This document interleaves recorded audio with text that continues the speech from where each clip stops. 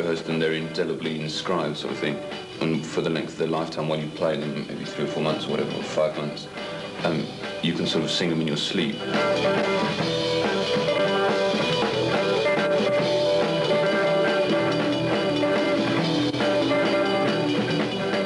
I reckon I get on stage every night alongside £13,000 worth of equipment.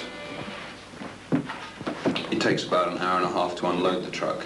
It has to assemble the equipment on the stage, and about another couple of hours to set it up when it's on stage. The guitarist has a roadie, and the keyboards have a roadie, and there's a guy to set the drums up and things, and then the lights and the sound. And assuming it all works, then the group can come, and you can begin to achieve a sound balance.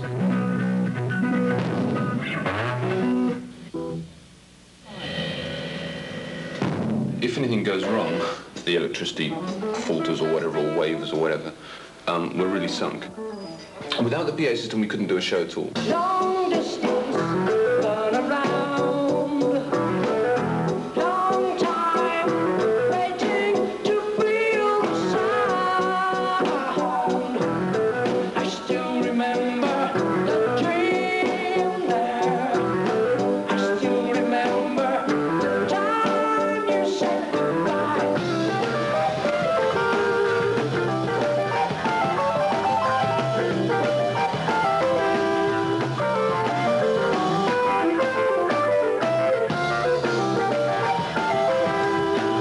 Years ago anyway, I don't really think people knew what instruments produced what sounds, and if somebody did make a mistake, they probably didn't know why or what. They probably only knew what was distasteful to the ear, I should think. But it's not...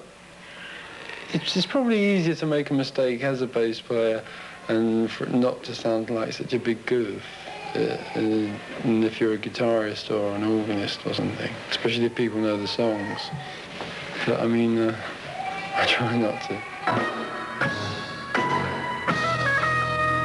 It's much more fulfilling nowadays to be a bass player or a drummer, someone who isn't a featured soloist, because the audiences are much more educated these days. And people are very aware, even some of the chicks are aware of what kind of strings and things are used on certain bass guitars and things like that.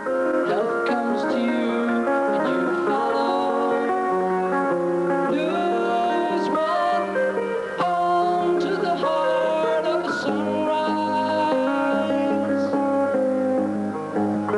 Sharp distance. How can the wind with its arms all around me? You lost on a wave, then after, dream on to the heart of the sunrise.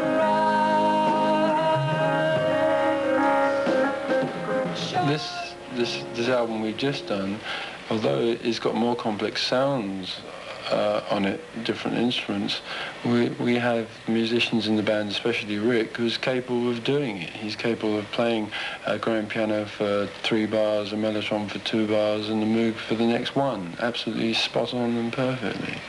And as long as one knows that the musicians in the band are capable of doing it, then nothing's too complex, really.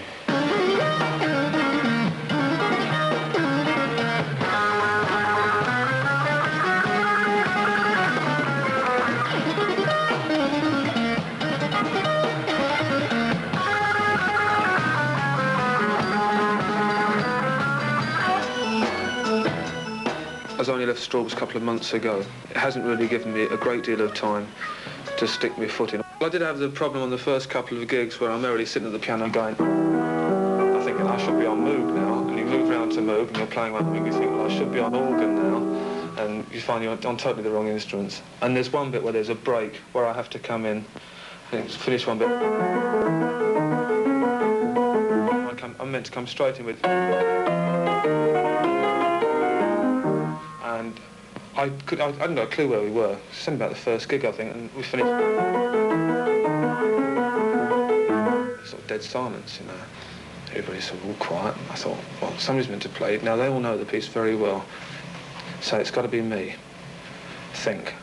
And then it suddenly occurred to me, and the gap wasn't very long, most probably it was only a few seconds, but it seemed like days. Cold summer, listening, hot color, melting the anger to stone. I still remember the dream there. I still remember the time you said goodbye. Into your lies, letting in the sunshine. You really come to